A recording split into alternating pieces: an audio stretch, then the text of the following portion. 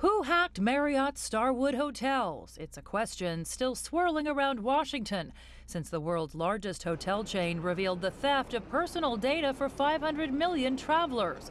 Discovered in September, Marriott says the attacks began in 2014.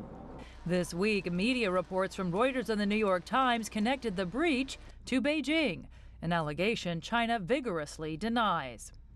We oppose unwarranted accusations on cybersecurity issues. As known to all, cybersecurity is a global issue and concerns the common interests of all countries.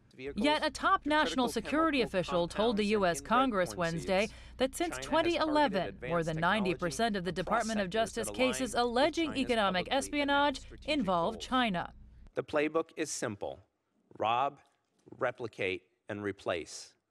Rob the American company of its intellectual property, replicate that technology, and replace the American company in the Chinese market and one day in the global market. These accusations are being made against a rising tide of anti-China sentiment here in the United States. According to a Pew Research poll released in August, 38% of Americans view China favorably. That's down from 44% the previous year.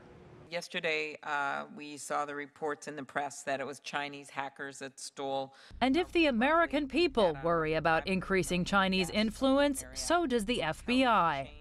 We are leaning forward, in my opinion, and sharing more information from a counterintelligence end than I've ever seen us do before. In February, FBI Director Christopher Wray revealed that the agency monitors some 100 Confucius Institutes here in the United States.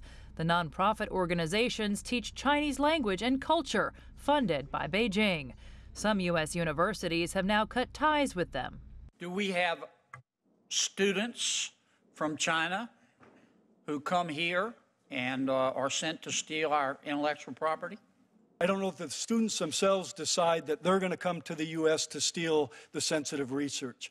What I've seen is that the Chinese government, in particular intelligence or security services, will lean on those students. As a result, some U.S. politicians also want U.S. authorities to conduct surveillance on Chinese students studying in the United States. Asian American advocacy groups have expressed concern that this could increase racial profiling and discrimination. Jessica Stone, CGTN, Washington.